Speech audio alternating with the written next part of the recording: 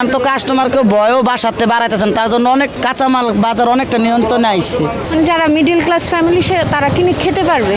আমার মনে হচ্ছে যে আগের থেকে একটু ভালো। কোটা আন্দোলনের সময় যখন আমরা বাজারে এসেছিলাম তখন বেশ ভালো দাম ছিল, আমরা 50 টাকা বা 60 টাকার নিচে কারণ বাজারে কোনো জিনিস কিনতে পারিনি। এখন কিছুটা দাম কম, বেশ কিছু সবজির দাম এখন 30-র কাছাকাছি আসছে।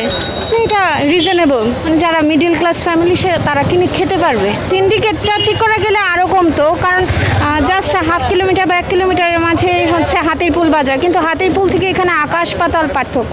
আমাদেরকে অনেকটা দূরে হচ্ছে রিক্সা দিয়ে আসতে হয়। হ্যাঁ, তো দেখা যায় যে এক এক বাজারে এক এক প্রাইস রাখতেছে। এত তো পার কেজিতে যদি 50 টাকা বেশি না, একটা বেগুন এখানে হয়তো বা 50 টাকায় বিক্রি করতেছে, ওইখানে 100 টাকা 120 টাকা।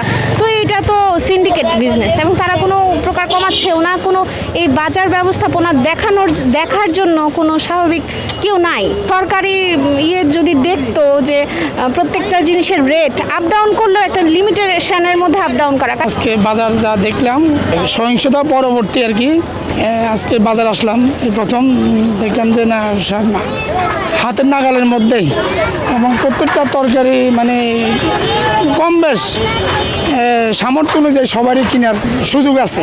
তার যখন স্বাভাবিক অবস্থায় ছিল, দেশে যখন দেখা গেছে কি এসব তরকারি যেসব এলাকা থেকে আসে, কিন্তু ওসব এলাকা মোটেই মানে বন্যায় পীড়িত এলাকা না।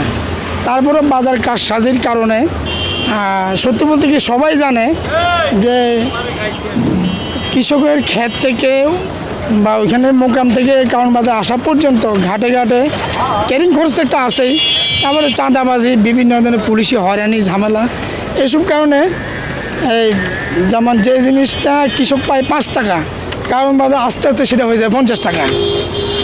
এইসব সমস্যা, এখন এইসব মাঝপথে যে সমস্যাগুলা মধ্যস্বত্বভোগী যারা আছে, চাঁদাবাজি আছে, তারপরে ব্যবসাদের কিছু কারসাজি আছে, এগুলো যদি অন্তত মিনিমাম পর্যায়ে আনা যায় তাহলে বাজার সহনীয় পর্যায়ে থাকে। পুরো কার্পুর আগে ছিল কচুরমুখী 100 টাকা, এখন হয়েছে 70 টাকা 60 টাকা। বেগুন ছিল 100 টাকা, এখন হয়েছে 60 টাকা। মরিচ ছিল 200 250, এখন হয়েছে 160 40, অনেকটাই দাম কম। ভাই যদি কাস্টমারের মাংনাও দেয় তাও অনেকটা দাম, কারণ এখন তো কাস্টমারকে ভয়ও বাসাতে বাড়াইতেছেন, তার জন্য অনেকটা কাঁচামাল বাজার অনেকটা নিয়ন্ত্রণে আইছে। অনেক দাম কমছে, তো কাস্টমার নিবই, মন খুশি করেও নিব। কেউ অনেকের মন ঘড়ির কাটার মতো, কেউ কয় বেশি, কেউ কয় কম। কাস্টমারের মন তো আর ভরান যায় না কথায়। আজকে অনেক কমছে, আগে তো ছিল দাম বেশি, ঠিক আছে, এখন কমছে একটু। যেমন হলো সিসিঙ্গার কেজি হলো 30 টাকা, বেগুনের কেজি হলো 30 হলো 40, ঠিক আছে। কাঁকরোল হলো 100 টাকা 80 টাকা 120 টাকা বেচছে আগে, এখন হইলো মনে করেন কি নিম্নে ধারণের 60 টাকা 50 টাকা, ঠিক আছে।